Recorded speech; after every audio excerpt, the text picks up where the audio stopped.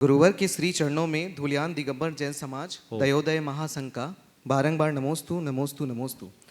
गुरुवर, मेरा प्रश्न है, भगवान महावीर स्वामी का 2550 निर्वाण महोत्सव विगत 7 सितंबर को पश्चिम बंगाल की माननीय मुख्यमंत्री ममता बनर्जी के सानिध्य में मनाया गया था।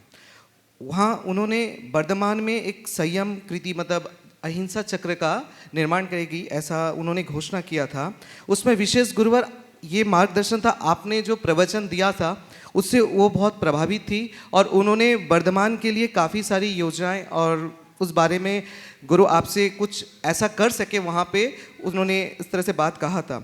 गुरुवर, मेरी एक सबसे बड़ी इच्छा है, ये गुणायतन तीर्थ से एक ऐसा संघनाथ हो जो बहुत सारे संगठन सोच रही है निर्वाण महोत्सव कैसे मनाए, क्या करे क्या नहीं करे, इस बारे में सारे संगठन सोच में हैं। मैं चाहता हूँ इस पे गुरुवर आप मार्गदर्शन करें, क्योंकि आप, मुझे ऐसा लगता है कि वर्तमान के वर्धमान आप ही हो।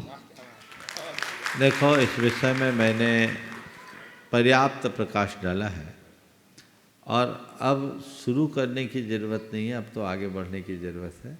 पूरे देश भर की जैन समाज इसे आगे बढ़ा भी रही है। आप सबको पता होगा, राष्ट्रीय स्तर पर विगत 26 नवंबर को एक बड़ा कार्यक्रम दिल्ली में हुआ है, जो इसका राष्ट्रीय स्तर पर आगाज़ रहा। गजराज जी गंगवाल के नेतृत्व में कार्यक्रम हुआ है।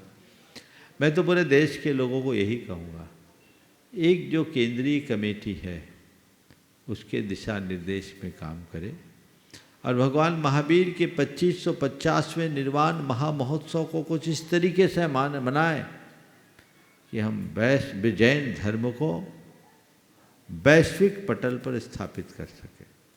जब भगवान महावीर का 25वां निर्वाण महामहोत्सव था तब का युग अलग था, उस समय हमारे पास टेक्नोलॉजी नहीं थी।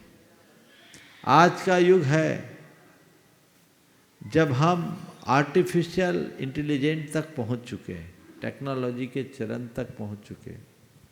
क्यों ना ऐसी संधि काल का उपयोग करते हुए हम जैन धर्म को व्यापक स्तर पर प्रसारित करें और सारे विश्व में इस बात को स्थापित करने की चेष्टा करें कि एकमात्र जैन धर्म ही है जो हमारे व्यावहारिक जीवन को सुखी, संतुलित और शांत बना सकता है और लोग इसे जन धर्म के रूप में आत्मसात करें।